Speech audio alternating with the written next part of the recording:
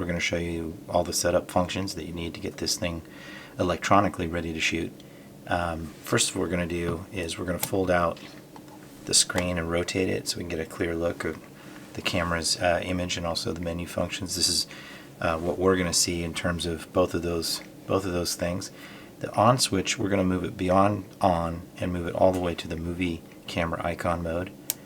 That moves it to a movie or cine function. As well included on the camera body is the menu button, which takes us into the menu. And we have several different menu pages here. I can navigate with the touch screen. Also, I can navigate using the navigational up, down, left, right buttons. We're going to start with the record settings because setting up the camera to record properly is a big part of it. So if I click OK, I go into these menus and I have several pages. I've got 5 pages here, and I can click on any one of those pages at the top. I'm going to start with page 1 and movie recording size. So if I click on that, this is the screen resolution and it's also the frame rate. And we have several different options here. We do have the standard 1920 by 1080, that's standard HD, and we have 29.97, so that's 30 frames per second. But we also have a 60 frame per second setting for the 1080, and then we have a 4K setting which shoots in 24 frames per second, which has long been known as the film standard. So lots of different options here. I'm going to choose a nuts and bolts 1080p 30 frames per second. That is standard HD 1080p video, and we're good to go. So in order to set, go ahead and set that, and that backs us out onto the main page of the menu here. Sound recording is going to be our next area here. I'm going to click on that. Right now it's on auto, which is where I'm going to leave it. Right now it's the camera microphone that's recording sound. If I had the Rode mic on here, that would be what's picking up the sound. But you see the meter here, and so you can see it's actually registering my voice. That's what you want to see, and I would recommend leaving it on auto. But that's all we need to do for that, so we're going to back out of that. Just going to check these other pages to see what we can do in here. ISO speed settings. We can select our ISO speed and just move the scale. Unless there's a good reason, I don't necessarily go above 800. Sometimes if I'm really struggling for exposure, I'll go to 1600. But this is ISO is the camera sensitivity to light, similar to a microphone's gain setting. So the higher the number, the more sensitive the camera is to light, but also that also increases the visual noise that is in the image. So if you want a nice clean image, keep that number as low as you can go. In this case, for interior shooting, I'm going to keep it at 800. And back out of there. Let's go into page 4. White balance. So white balance, there's tons of, not tons, but a few presets in here that can give us kind of a shortcut for finding the right white balance for this camera for our shooting conditions. White balance neutralizes the color space in the camera relative to the color temperature that the light is producing that we're shooting under.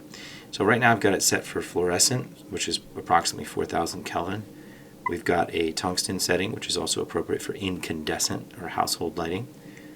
We have an exterior cloudy setting, exterior shade setting, and exterior bright sunlight. Function settings, this is an important one, so we'll go in here. Let's go to page 1. Formatting the card. So if I wanted to format this card, and that means that I wanted to basically set the card up to record optimally for this camera and file type, I will do that. If I do that, that's going to erase everything on that card. So you want to make sure that you're sure before doing that. And we'll go to page 2. Auto power off. This is always something that really annoys me when this is set to be something like 10 or 30 seconds. I usually set this to be somewhere in the middle, like 8 minutes, 10 minutes or so. That means if you walk away from your camera, and after 8 minutes, in order to save battery life, it will shut itself off. What I hate is to set that to 30 seconds. And every time I'm setting a shot, my camera shuts off automatically. So let's go ahead and back completely out of the menu. Hit the menu button. And so we return to the screen here, and what I see is I see 800 ISO is my ISO setting.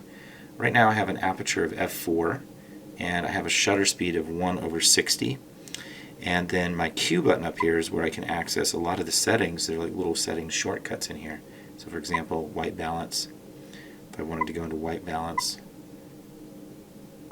and down here is where I'm going to see the different white balance settings. You see the color change relative to the camera settings there. I'm going to leave this on fluorescence because that's what I'm shooting under here today, so it's the most neutral. And to leave this menu screen, I do this. Now if I wanted to change my ISO setting without going into the menu, I can do it here.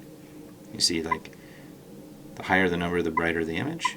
The lower the number, the darker the image. I'm going to leave it on 800. My shutter speed here is 1/60. I'm shooting at 30 frames per second, and the standard for shutter speed is always to double the lower number, the denominator, double your frame rate. So if I was shooting at 24 frames per second, I would be roughly at 1/50. If I ever want to change that, however, I can just tap on it and change it. You notice when I really crank the shutter speed, that cuts the amount of light coming into the camera. But there's my standard. There's my back out button.